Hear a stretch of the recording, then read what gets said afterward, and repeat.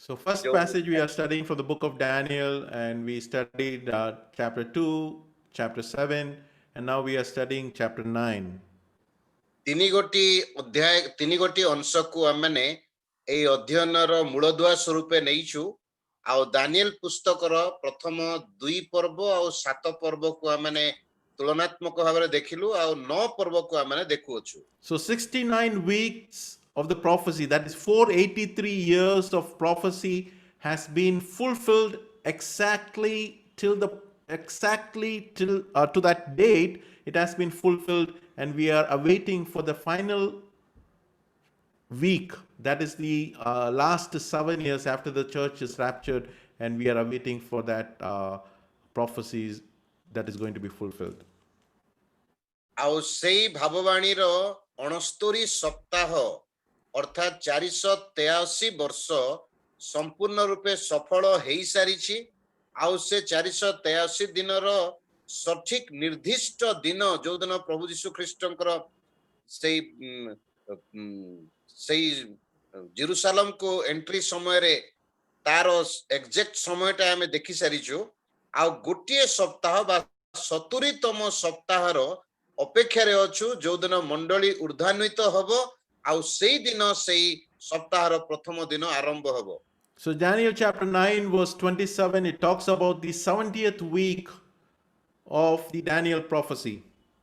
ଆଉ ସେଇ ଦାନିଏଲ 9 ପର୍ବ 27 ପଦରେ ସେଇ 70 ସପ୍ତାହର ଶେଷ 70ତମ ସପ୍ତାହ ବିଷୟରେ ଉଲ୍ଲେଖ କରେ। So according to this verse, we can divide this week into two parts.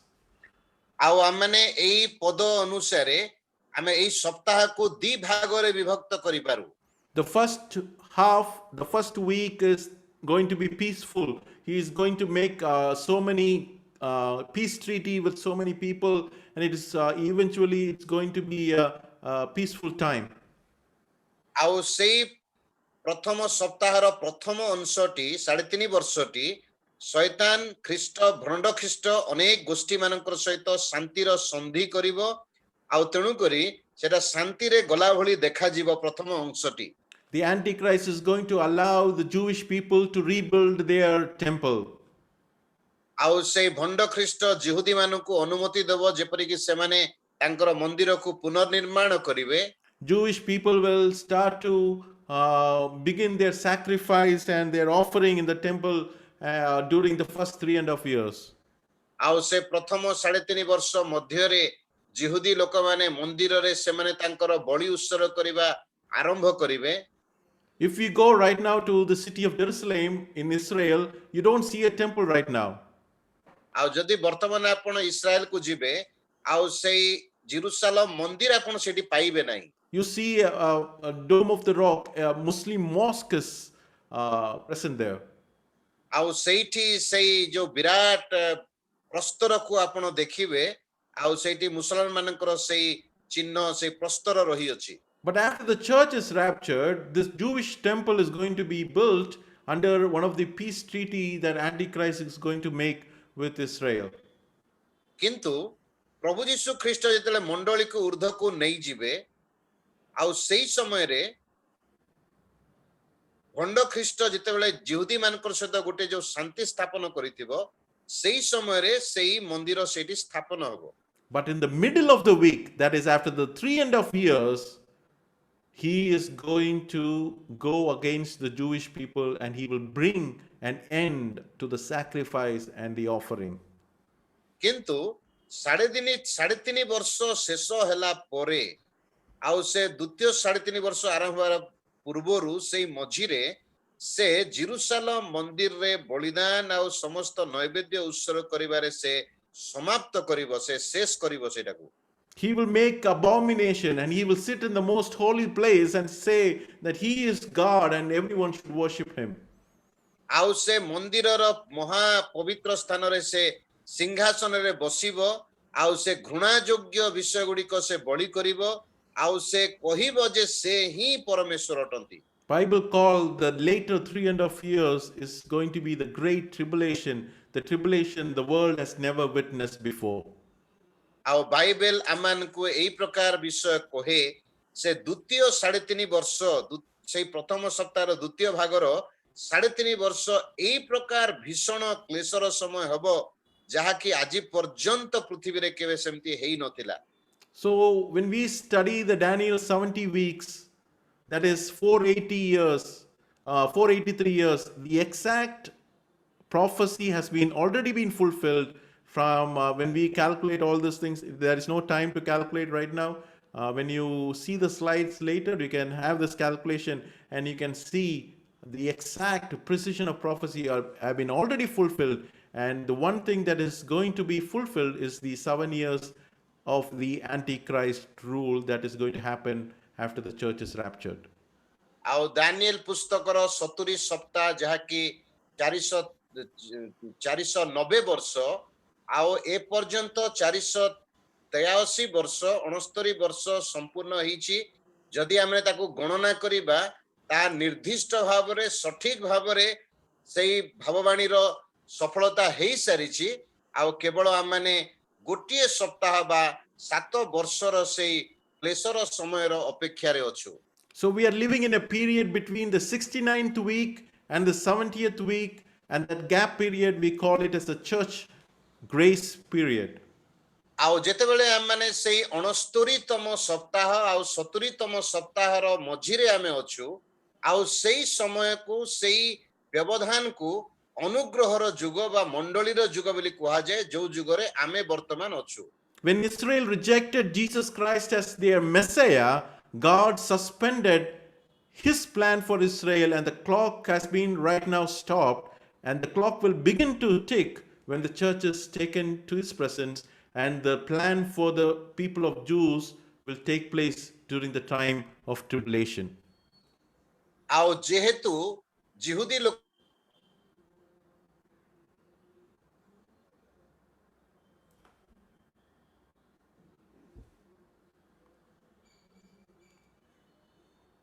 I think I lost the audio. ପ୍ରଭୁ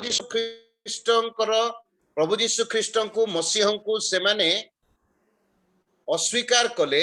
ତେଣୁ କରି ବର୍ତ୍ତମାନ ପରମେଶ୍ୱର ଜିହୁଦୀ ମାନଙ୍କ ନିମନ୍ତେ କାର୍ଯ୍ୟ କରିବାର କାର୍ଯ୍ୟସୂଚୀକୁ ସେ ବନ୍ଦ କରିଛନ୍ତି ଆଉ ସେ ମଣ୍ଡଳୀର କାର୍ଯ୍ୟ କଲେ। ଆଉ ମଣ୍ଡଳୀକୁ ଯେତେବେଳେ ସେ ଉର୍ଦ୍ଧାନିତ କରିବେ ତାପରେ ସେ ଜିହୁଦୀ ମାନଙ୍କ ନିମନ୍ତେ ତାଙ୍କର କାର୍ଯ୍ୟସୂଚୀର ସମୟକୁ ସେ ଆରମ୍ଭ କରିବେ। So according to these three verses, Daniel 9:27, 2 Thessalonians 2:8, and Revelation 19:20, at last, at the end of the 7 years, God will kill or slay the Antichrist. ଆଉ ଦାନିଏଲ 9 ପର୍ବ 27 ପଦ, ଦ୍ୱିତୀୟ ଥେସଲୋନିକୀୟ 2 ପର୍ବ 8 ପଦ ଆଉ ପ୍ରକାଶିତ ବାକ୍ୟ 19 ପର୍ବ 20 ପଦ ଅନୁସାରେ ଆଉ ଯେତେବେଳେ 7 ବର୍ଷର କ୍ଲେଶର ସମୟ ଶେଷ ହେବ ତତ୍ପରେ ପରମେଶ୍ୱର ସେଇ ଖ୍ରୀଷ୍ଟାରିକୁ ଭଣ୍ଡ ଖ୍ରୀଷ୍ଟକୁ ସେ ନଷ୍ଟ କରିବେ, ହତ୍ୟା କରିବେ। So we dealt with three passages, main passages in the book of Daniel. ଆଉ ଦାନିଏଲର ମୁଖ୍ୟ ତିନୋଟି ଅଂଶ ଉପରେ ଆମେ ଆଲୋଚନା କଲୁ। Now we are going to turn your attention to Matthew 24. ଆଉ ବର୍ତ୍ତମାନ ଆମେ ମାଥ୍ୟୁ 24 ପର୍ବକୁ ଆସିବା।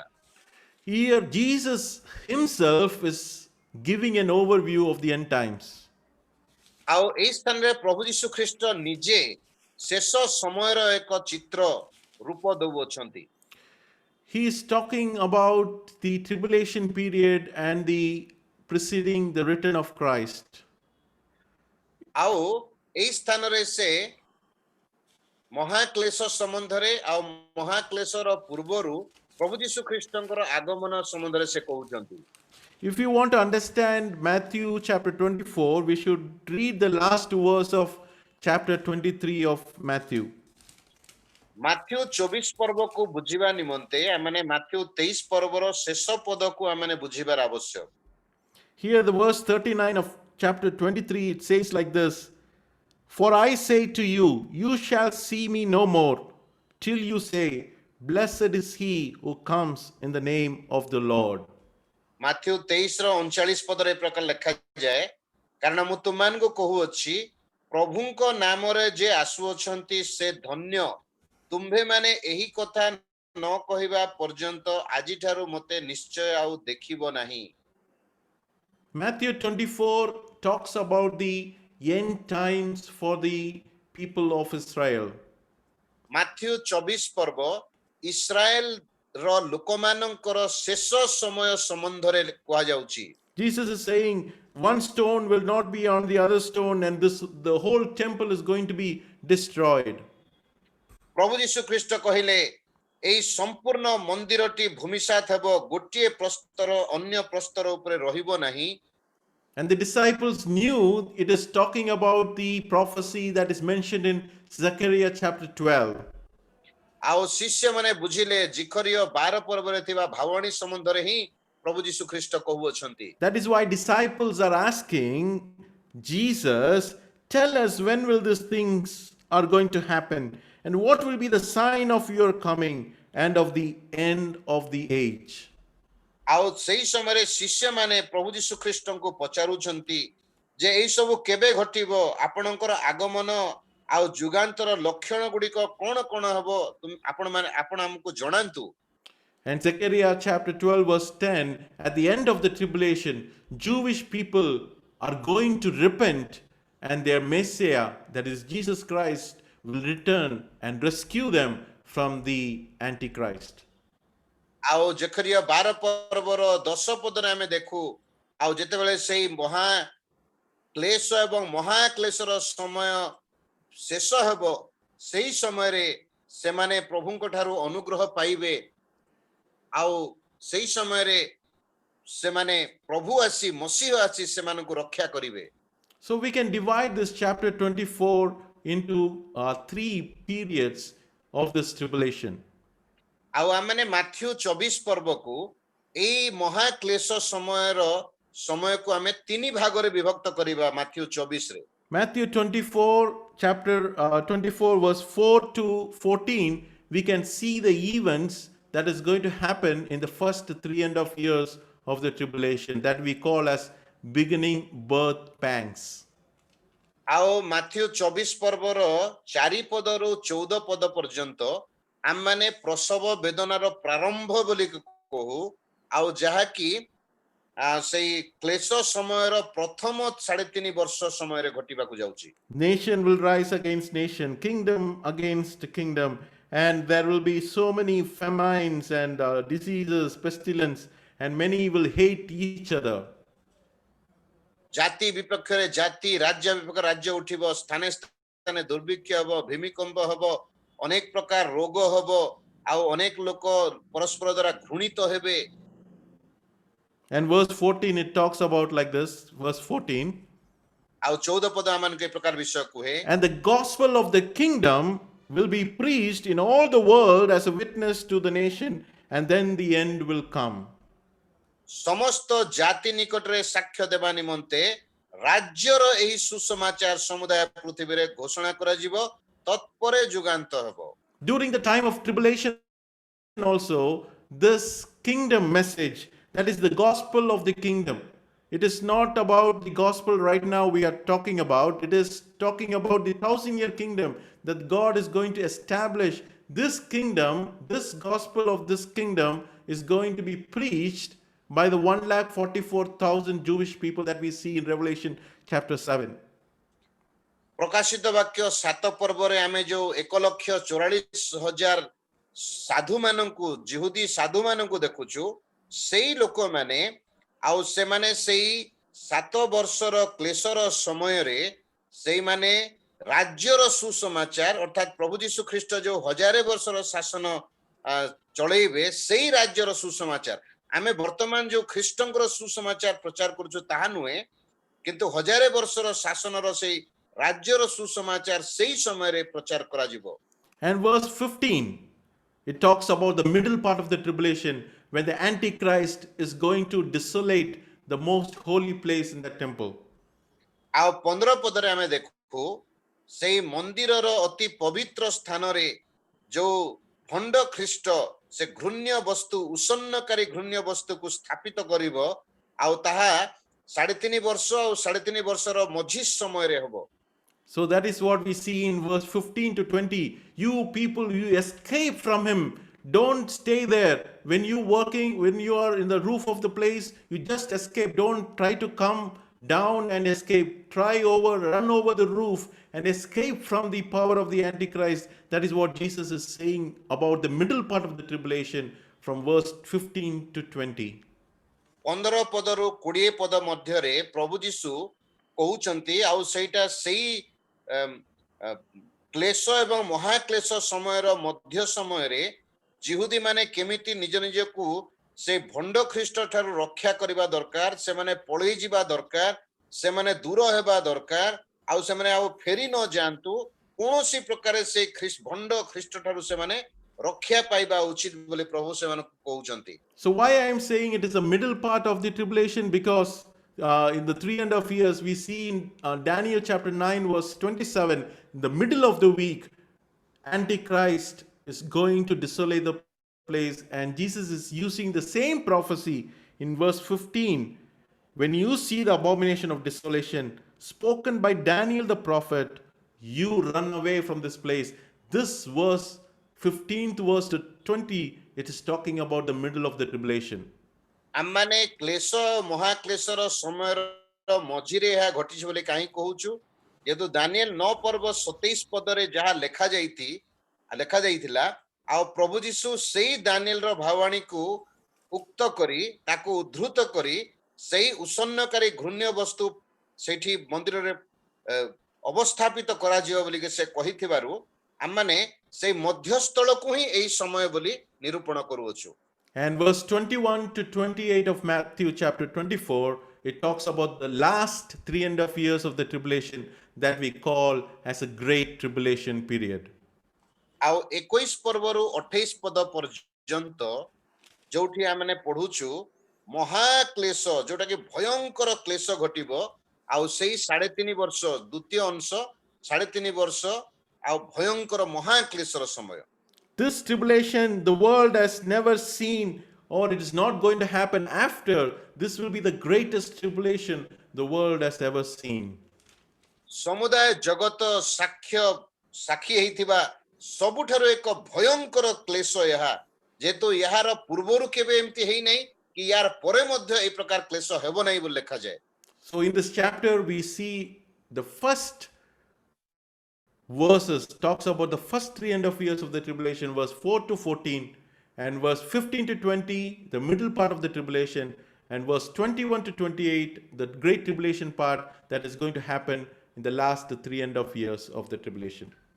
ଆମମାନେ 24 ପର୍ବର ପ୍ରଥମ 4 ପଦରୁ 14 ପଦ ମଧ୍ୟରେ ଆଉ ସେଇ କ୍ଲେଶ ସମୟ ଯୋଉଟା କି 3.5 ବର୍ଷ କ୍ଲେଶ ସମୟର ବିଷୟରେ ଆମେ ଉଲ୍ଲେଖ ଦେଖୁଛୁ, ଆଉ 15 ପଦରୁ 20 ପଦ ପର୍ଯ୍ୟନ୍ତ ଆଉ ସେ କ୍ଲେଶର ସମୟ ଓ ମହାକ୍ଲେଶର ସମୟର ମଧ୍ୟସ୍ଥାନକୁ ଆମେ ଦେଖୁଅଛୁ। ତାପରେ 21 ପଦରୁ 28 ପଦ ପର୍ଯ୍ୟନ୍ତ ସେଇ 3.5 ବର୍ଷର ମହାକ୍ଲେଶର ସମୟ ବିଷୟରେ ଆମେ ଦେଖୁଅଛୁ। And verse 29, it is talking about the visible return, that is the second coming of Christ, we see in verse 29. 29 ପଦରେ ପ୍ରଭୁ ଯୀଶୁ ଖ୍ରୀଷ୍ଟ ଦୃଶ୍ୟମାନ ଭାବରେ ଯେଉଁ ଦ୍ୱିତୀୟ ଆଗମନ କରିବେ ପୃଥିବୀ ପୃଷ୍ଠକୁ ତତ୍ ସମ୍ବନ୍ଧରେ 29 ପଦରେ ଉଲ୍ଲେଖ କରାଯାଇଛି। Immediately after the tribulation, verse 29, it talks about the sign of the Son of Man will appear in heaven, verse 30. So it is talking about the second coming of the Lord Jesus Christ. 29 ପଦରେ ସେଇ ମହାକ୍ଲେଶର ସମୟ ଉତ୍ତାରେ 30 ପଦ ଲେଖାଯାଇଛି ଆକାଶରେ ମନୁଷ୍ୟ ପୁତ୍ରଙ୍କର ଲକ୍ଷଣ ଗୁଡ଼ିକ ଦେଖାଯିବ। So it is not talking about the secret coming or the rapture of the church. It is talking about the visible return. So this passage of Matthew 24 is talking about the last days of Israel for the Jewish people, what they will go through the period of tribulation. ଆଉ ଏଇ 24 ପର୍ବରେ ଆମମାନେ 29 ଆଉ 30 ପଦରେ ପ୍ରଭୁ ଯୀଶୁ ଖ୍ରୀଷ୍ଟଙ୍କର ମଣ୍ଡଳୀକୁ ଉର୍ଦ୍ଧାନିତ କରିବେ, ଯୋଉ ସମୟରେ କି ପ୍ରଭୁ ଯୀଶୁ ଗୁପ୍ତ ଭାବରେ ଥିବେ, ସେ ପୃଥିବୀକୁ ଆସିବେ ନାହିଁ, ମଧ୍ୟ ଆକାଶରେ ଥିବେ, ସେଇ ବିଷୟ କୁହାଯାଉ ନାହିଁ, କିନ୍ତୁ ପ୍ରଭୁ ଯୀଶୁ ଦୃଶ୍ୟମାନ ଭାବରେ ପୃଥିବୀ ଉପରେ ଅବତୀର୍ଣ୍ଣ କରିବେ ତତ୍ ସମୟରେ ଲେଖାଯାଏ। ଆଉ ଏଇ 24 ପର୍ବରେ ଜିହୁଦୀ ମାନଙ୍କ ନିମନ୍ତେ ପରମେଶ୍ୱରଙ୍କ ଯୋଉ ଯୋଜନା ଅଛି ଆଉ ସେଇ 7 ବର୍ଷ ମଧ୍ୟରେ ସେଇ ସମସ୍ତ ବିଷୟ ପୁଙ୍ଖାନୁପୁଙ୍ଖ ଭାବରେ ଉଲ୍ଲେଖ କରାଯାଇଛି। So this we should understand that Matthew 24 talking about the period of tribulation, and the sign is the coming of Christ. That is the sign. That is the only word sign is mentioned in 24 is the verse 30. The sign of the Son of Man will appear in heaven. So the disciples were asking for sign, and the sign of the Son of Man is given in verse 30. ଶିଷ୍ୟମାନେ ପ୍ରଭୁ ଯୀଶୁଙ୍କୁ ଆପଣଙ୍କର ଆଗମନର ଚିହ୍ନ ମାଗିଲେ, କିନ୍ତୁ 30 ପର୍ବରେ ଏକା ଗୋଟିଏ ଚିହ୍ନ ପ୍ରଭୁ ଦଉଛନ୍ତି ତାଙ୍କର ଆଗମନ ସମ୍ବନ୍ଧରେ, କିନ୍ତୁ ଅନ୍ୟ ସମସ୍ତ ଘଟଣା ହେଉଛି ଜିହୁଦୀ ମାନଙ୍କର ସମ୍ବନ୍ଧୀୟ ଅନ୍ତିମ କାଳର ଘଟଣା। So many people will get confused by those who will be enduring to the end will be saved, and so many passages that is going to happen in the tribulation period which cannot apply right now in the church age. ଆଉ ଅନେକ ଲୋକମାନେ ଏହି ସମ୍ବନ୍ଧରେ ଭୁଲ ଧାରଣା ରଖନ୍ତି, ଦ୍ୱନ୍ଦ୍ୱରେ ବି ଅଛନ୍ତି। ଆଉ ଯେହେତୁ ସେମାନେ ମଣ୍ଡଳୀ ଯୁଗକୁ ଏଇ କ୍ଲେଶ ଏବଂ ମହାକ୍ଲେଶ ଯୁଗ ସହିତ ଯୋଡ଼ି ଦିଅନ୍ତି, ଆଉ ଯେହେତୁ ଆମମାନେ ଏଠି ଯୋଉ ଲେଖାଯାଏ ଆଉ ଯେ ଶେଷ ପର୍ଯ୍ୟନ୍ତ ଧୈର୍ଯ୍ୟ ଧରି ରହିବ ସେ ପରିତ୍ରାଣ ପାଇବ, ସେଇଟା ବିଶ୍ୱାସୀ ସହିତ ମଣ୍ଡଳୀ ସହିତ କୌଣସି ସମ୍ପର୍କ ରଖେ ନାହିଁ, ଯେହେତୁ ଜିହୁଦୀ ମାନଙ୍କ ନିମନ୍ତେ ଅଛି, ଆଉ ସେଟା କ୍ଲେଶର ସମୟରେ ଅଛି। ଆଉ କ୍ଲେଶର ସମୟ ଆଉ ମଣ୍ଡଳୀର ସମୟଟା ଭିନ୍ନ ଅଟେ। In verse 34, Jesus clearly says, this generation will not pass away. When the tribulation starts, that generation will not pass away till that 7 years is ended. And Jesus is clearly saying in verse 34 of chapter 24, I say assuredly that this generation will by no means pass away till all these things will be fulfilled. ଆଉ ପ୍ରଭୁ ଯୀଶୁ ଖ୍ରୀଷ୍ଟ ସେଇ କ୍ଲେଶ ସମୟରେ ଥିବା ଜିହୁଦୀ ମାନଙ୍କୁ ଲକ୍ଷ୍ୟ କରି ସେ କହୁଛନ୍ତି 24 ପର୍ବ 34 ପଦରେ, ମୁଁ ତୁମମାନଙ୍କୁ ସତ୍ୟ କହୁଅଛି ଏ ସମସ୍ତ ନ ଘଟିବା ପର୍ଯ୍ୟନ୍ତ ଏହି ବର୍ତ୍ତମାନ ପୁରୁଷ କୌଣସି ପ୍ରକାରେ ଲୋପ ପାଇବ ନାହିଁ। So we see here the verse 20, the chapter 24, where two people are working, one person will be taken and one will be left. It is talking about the judgment of the nations. ଆଉ ଯେତେବେଳେ ଏଇ 24 ପର୍ବରେ ଆମେ ଦେଖୁଛୁ ଦି ଜଣ କାମ କରୁଥିବେ, ଜଣକୁ ନିଆଯିବ, ଜଣକୁ ପରିତ୍ୟାଗ କରିଦିଆଯିବ, ତାହା ହେଉଛି ଗୋଷ୍ଠୀୟ ଲୋକମାନଙ୍କର ବିଚାର ସମ୍ବନ୍ଧରେ ଲେଖାଯାଇଛି। Many people get confused. This is something that is happening in the rapture, but this is going to happen in the visible written. Those who are taken in the judgment, as in the days of Noah, they will be taken for the judgment and they will be destroyed. But those who will be left here on this earth will enter into the millennial kingdom. ଆଉ ଏଇଠି ଯେତେବେଳେ ଆମେ ଦେଖୁ ଦି ଜଣ ଚକି ପେଶୁଥିବେ, ଦି ଜଣ କ୍ଷେତରେ ଥିବେ, ଆଉ ଅନେକ ବିଶ୍ୱାସୀ ମାନେ ଏଇଟାକୁ ମଣ୍ଡଳୀର ଊର୍ଦ୍ଧ୍ୱାନ୍ୱିତ ସମ୍ବନ୍ଧରେ ସେମାନେ ସାମିଲ କରନ୍ତି ଆଉ ଦ୍ୱନ୍ଦ୍ୱରେ ରହନ୍ତି। କିନ୍ତୁ ପୁରାତନ ନିୟମରେ ନୋହଙ୍କ ସମୟ ପରି ଯୋଉମାନଙ୍କୁ ନିଆଯିବ ସେମାନଙ୍କୁ ବିଚାର କରିକି ନଷ୍ଟ କରାଯିବ, କିନ୍ତୁ ଯୋଉମାନେ ରହିଯିବେ ସେମାନେ ପ୍ରଭୁଙ୍କର ରାଜ୍ୟରେ ପ୍ରବେଶ କରିବେ। Verse 39, you see the key of 24, chapter 24, verse 39.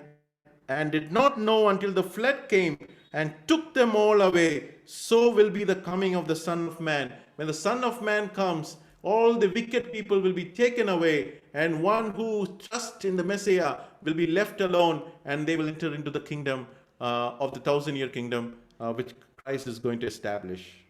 ଆଉ 24 ପର୍ବର 39 ପଦରେ ଲେଖାଯାଏ, ପୁଣି ଜଳପ୍ଳାବନ ଆସି ସମସ୍ତଙ୍କୁ ଭସାଇ ନ ନେବା ପର୍ଯ୍ୟନ୍ତ ଯେପରି ସେମାନେ ଜାଣି ନଥିଲେ, ମନୁଷ୍ୟ ପୁତ୍ରଙ୍କର ଆଗମନ ମଧ୍ୟ ସେଇ ପ୍ରକାର ହେବ। ଯେଉଁମାନେ ପ୍ରଭୁ ଯୀଶୁ ଖ୍ରୀଷ୍ଟଙ୍କର ବିଶ୍ୱାସ କରିଥିବେ ସେଇ ଜିହୁଦୀ ମାନଙ୍କ ମଧ୍ୟରୁ, ଆଉ ସେମାନେ ରହିଯିବେ, ଆଉ ଯୋଉମାନେ ବିଶ୍ୱାସ କରି ନଥିବେ, ନିର୍ଭର କରି ନଥିବେ, ସେମାନେ ସେ ଭୟଙ୍କର ବିଚାରରେ ନଷ୍ଟ ହେଲା ପରି, ଜଳପ୍ଳାବନ ପରି ସେମାନେ ବିନଷ୍ଟ ହେବେ। And we see the judgment of the nation, chapter 25, verse 31 and 32.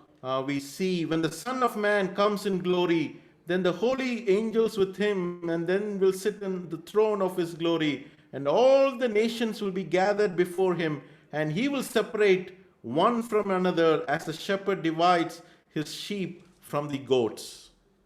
ଆଉ ସେ 25 ପର୍ବର आउ से 31 ଆଉ 32 ପଦରେ ଆମେ ଦେଖୁ ଯେ କେମିତି ପ୍ରଭୁ ଯୀଶୁ ଖ୍ରୀଷ୍ଟ ସେ ଗୋଷ୍ଠୀ ମାନଙ୍କୁ ଅନ୍ୟ ଗୋଷ୍ଠୀ ମାନଙ୍କୁ ସେ ବିଚାର କରିବେ।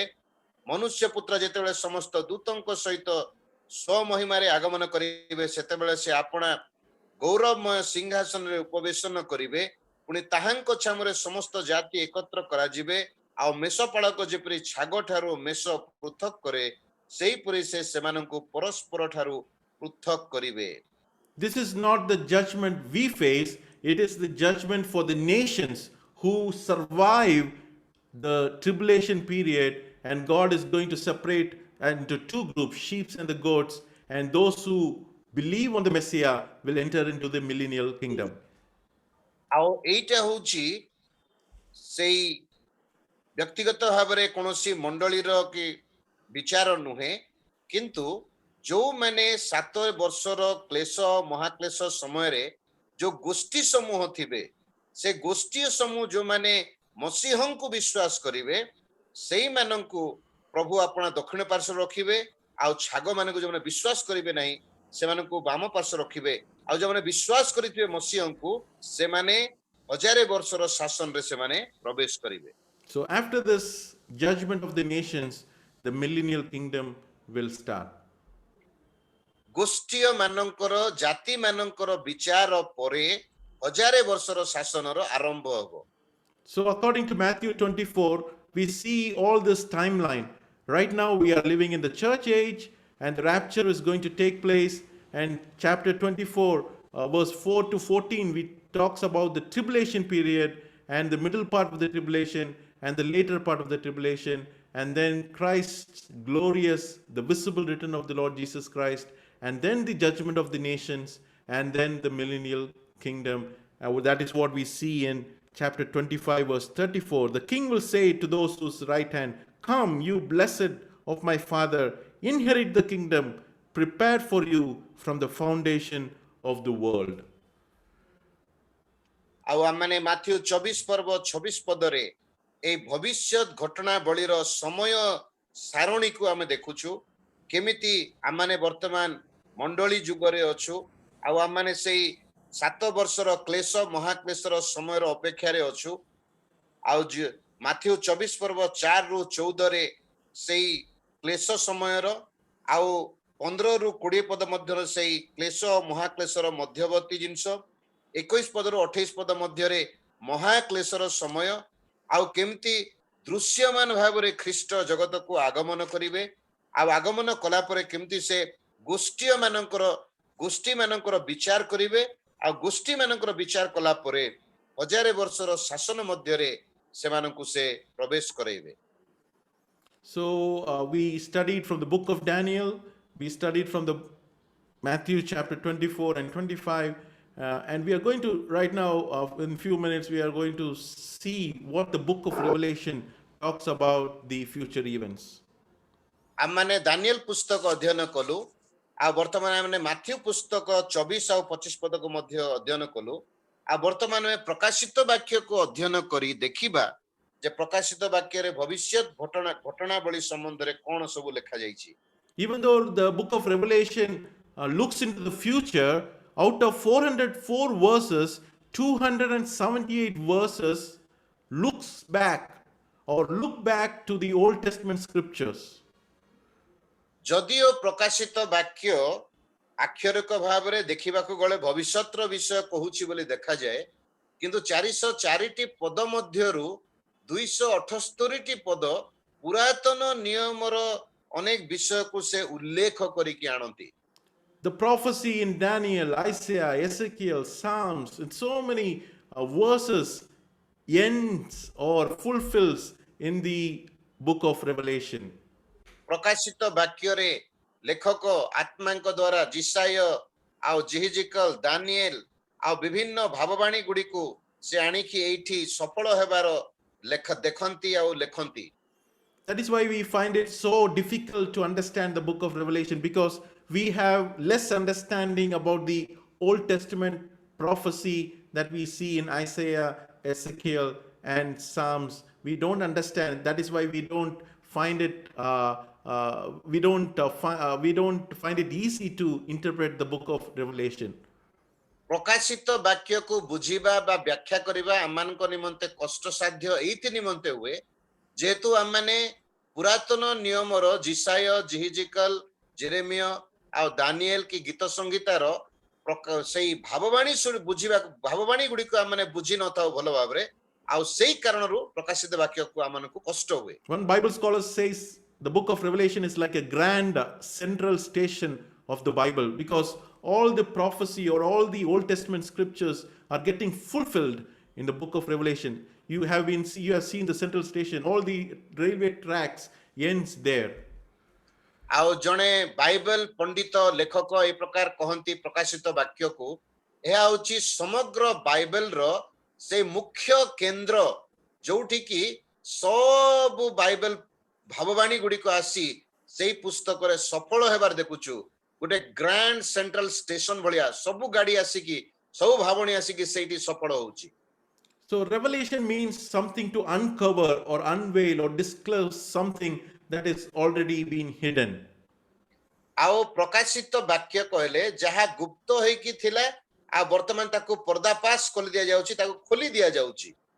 So we can divide this book of Revelation into these three things that we see in Revelation chapter 1 verse 19, things which you have seen, things which are right now, that is present age, and things which will take place after these things. ପ୍ରକାଶିତ ବାକ୍ୟ 1 ପର୍ବ 19 ପଦ ଅନୁସାରେ ଆମେ ପ୍ରକାଶିତ ବାକ୍ୟକୁ ତିନି ଭାଗରେ ବିଭକ୍ତ କରିପାରିବା। ଆଉ ପ୍ରଥମ ହେଉଛି ଯାହା ଯାହା ତୁମେ ଦର୍ଶନ କରିଅଛ ଆଉ ଯାହା ଯାହା ବର୍ତ୍ତମାନ ଘଟୁଅଛି ଆଉ ଏହା ପରେ ଯାହା ଯାହା ଘଟିବ ଏଇ ତିନିଟା ଆମେ ବିଭାଜନ କରିପାରିବା। So according to Revelation chapter 1 verse 19, we can divide Revelation into 4 different ages. ଆଉ ପ୍ରଥମ ପର୍ବ ପ୍ରକାଶିତ ବାକ୍ୟ ପ୍ରଥମ ପର୍ବ 19 ପଦ ଅନୁସାରେ ଆମେ ପ୍ରକାଶିତ ବାକ୍ୟକୁ ଚାରି ଗୋଟି ଯୁଗରେ ଆମେ ବିଭାଜନ କରିପାରିବା। First 3 chapters talks about the church age. ପ୍ରଥମ ତିନୋଟି ପର୍ବ ମଣ୍ଡଳୀ ଯୁଗକୁ ବୁଝାଏ। Chapter 4 to 19 it talks about tribulation. ଚାରି ପର୍ବରୁ 19 ପଦ ପର୍ଯ୍ୟନ୍ତ ସେଇ କ୍ଲେଶର ଯୁଗ ସମୟକୁ ବୁଝାଏ। That is for 7 years. ଆଉ ସେଇଟା କେବଳ ମାତ୍ର 7 ବର୍ଷ। And 20th chapter talks about the kingdom age. ଆଉ 20 ପର୍ବ ସେଇ ରାଜ୍ୟର ଯୁଗକୁ ବୁଝାଏ। And then after 21 and 22 it talks about the eternal age, that is endless years. ଆଉ 21 ପର୍ବ ଆଉ 22 ପଦ ଅନନ୍ତକାଳୀନ ଯୁଗକୁ ବୁଝାଏ ଯାହାର କି ସୀମା ନାହିଁ, ବୟସ ବର୍ଷର ସୀମା ନାହିଁ। So when you read the book of Revelation, you should have this simple outline or simple framework that deals with 4 different ages: church age, tribulation period, kingdom age, and eternal age. ଆପଣ ଯେତେବେଳେ ପ୍ରକାଶିତ ବାକ୍ୟକୁ ପଢନ୍ତି ସାଧାରଣ ଭାବରେ ଏଇ ରୂପରେଖକୁ ଆପଣ ରଖନ୍ତୁ, ଏଇ ଚାରି ଭାଗକୁ ରଖନ୍ତୁ। ଆଉ ପ୍ରଥମ ହେଉଛି ମଣ୍ଡଳୀ ଯୁଗ, ଦ୍ୱିତୀୟ ହେଉଛି ମହାକ୍ଲେଶର ସମୟ, ତୃତୀୟ ହେଉଛି ରାଜ୍ୟର ଯୁଗ, ଚତୁର୍ଥ ହେଉଛି ଅନନ୍ତ କାଳ। So God is telling the advanced history how Jesus Christ is going to receive the kingdom and takes the throne by series of judgment, how God is going to pour the judgment on this earth and receiving the kingdom and taking the throne. That is the theme and the purpose of this book.